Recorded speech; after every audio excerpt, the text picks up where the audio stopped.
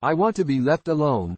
93-year-old Hilton Head Island woman is in a legal battle over her family's in Georgia. Josephine Wright and her late husband, Samuel Wright Sr., moved from New York to Hilton Head Island, South Carolina, nearly 30 years ago to seek peace and relaxation on a family-owned property.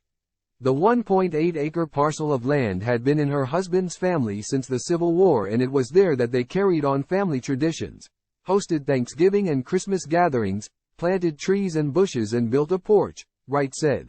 Wright, who is 93, acquired the deed to the land in 2012 after her husband died in 1998, her granddaughter, Tracey Love Graves, said.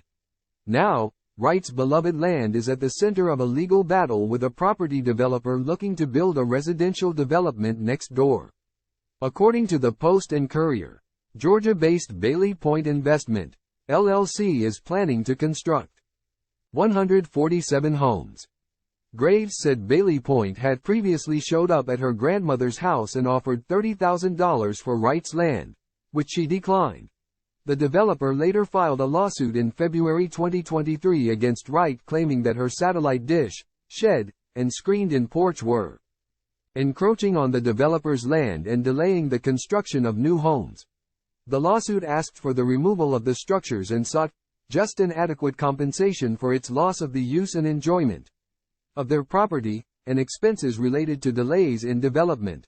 Wright and Graves said they have since removed the shed and satellite dish and were preparing to downsize the screened porch when Wright decided to file a counterclaim. My porch is not on their property, Wright told CNN. Wright's counterclaim, filed April 25 and amended in June, accused Bailey Point of a constant barrage of tactics of intimidation, harassment, trespass, to include this litigation in an effort to force her to sell her property. The counterclaim also accused the developer of trashing her property, going onto her property, cutting brush and shrubs, littering, causing dirt and debris to cover her automobile, house, and contents. The claim said Wright had been deprived of the peaceful enjoyment of her property. Bailey Point filed an answer to the counterclaim on May 24, denying all those allegations.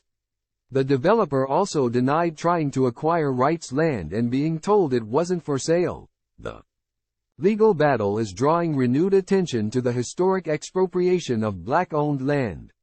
Wright told CNN she is concerned the developer is using well-known pressure tactics to get her to give in and sell her land.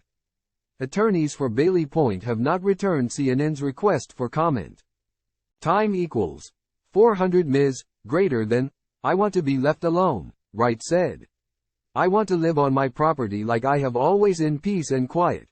Bakari Sellers, a civil rights attorney and CNN political commentator who is advocating for Wright, said land battles with developers have historically been an issue for the Gullah Geechee people, descendants of Africans who were enslaved along the lower Atlantic coast and forced to work on rice, indigo and Sea Island cotton plantations.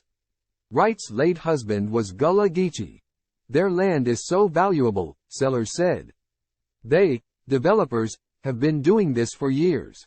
This is not new, Wright says. She hopes that her fight will inspire other black landowners in Hilton Head Island to defend their property.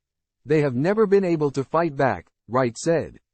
But once they see somebody doing it, they will know that they have the right to do what I did.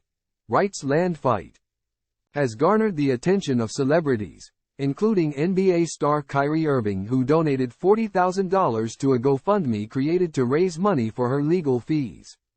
Filmmaker Tyler Perry also shared Wright's story on Instagram, saying, "Please tell where to show up and what you need to help you fight."